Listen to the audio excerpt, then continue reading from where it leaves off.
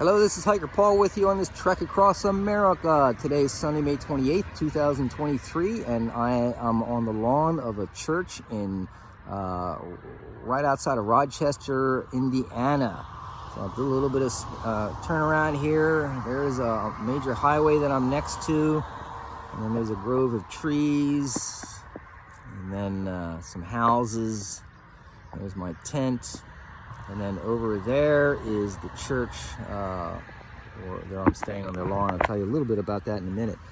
So anyway, Friday I did about 23 miles, hiked through the town of Peru, and then hiked through Denver, Indiana, and then into Macy, Indiana. And there a couple was gracious enough to allow me to camp on their lawn. So a shout out to Johnny and Karen.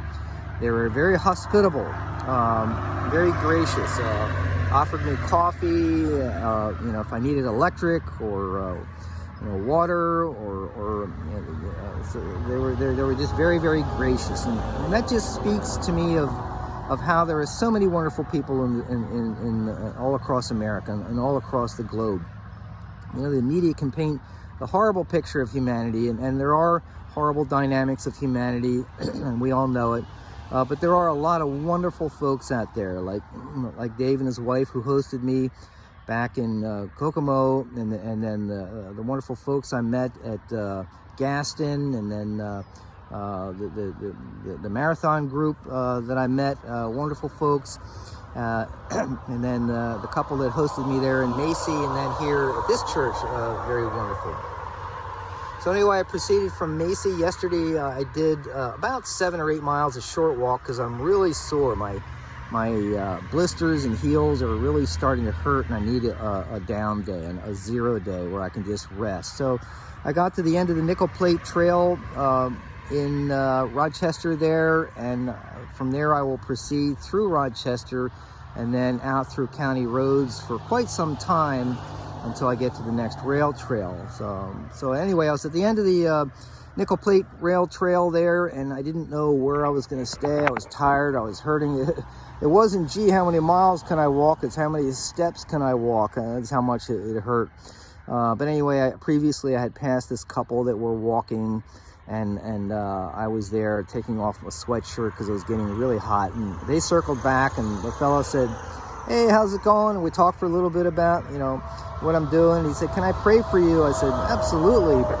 And eventually I said, "Hey, I'm looking for a place to camp. Any suggestions?" And through discussions, eventually they said, "Hey, you can tent on our church lawn." It ends up there, the pastor's here at this church. And so here I am, tenting on their lawn.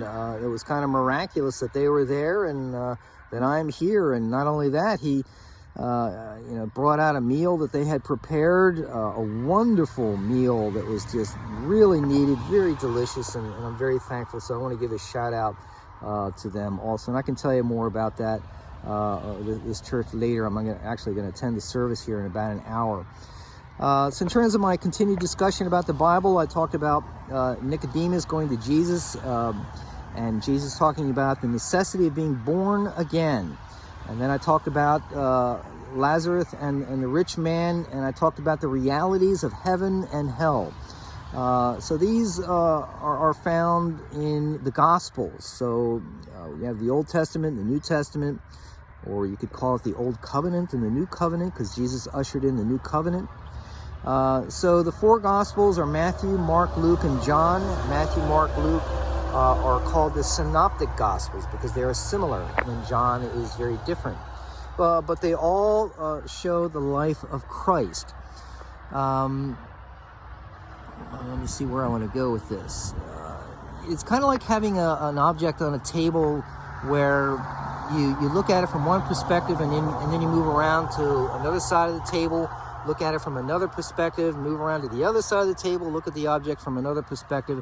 It's kind of similar with the 4 Gospels. They're all looking at the life of Christ, but from a different perspective, or from a different way of looking at the life of Christ. So it gives you a well-rounded understanding of the life of Christ. So after the Gospels, then we move into the book of Acts, which is like the birth of the birth of the church. Excuse me, I'm still waking up. The birth of the church, and this is where we see the apostles in action, and we see the day of Pentecost happen, and then we see we're introduced to this Hebrew named Saul. And Saul was a fanatical Hebrew Pharisee that was real protective about the Jewish way and following the law, and he would believe that to be in right relationship with God, you needed to follow the law to be in right relationship with God. So he had great zeal, but his zeal was misdirected, because Jesus came to fulfill the law, that we are in right relationship with God through Christ alone. So that's very important. So Saul was out to squash the Christian way, and that's when God knocked him off his horse, and he had a conversion there. And so I'm going to talk about that a little bit more in the coming days here. So Saul was I don't know if I mentioned it here, that would have been his Hebrew name, and then Paul would have been his Roman name that he took on once he had his conversion. And that's when he learned that to be in right relationship with God was not by following the law, that Jesus was the fulfillment of the law, that to be in right relationship with God for all eternity is through Christ alone. So until next time.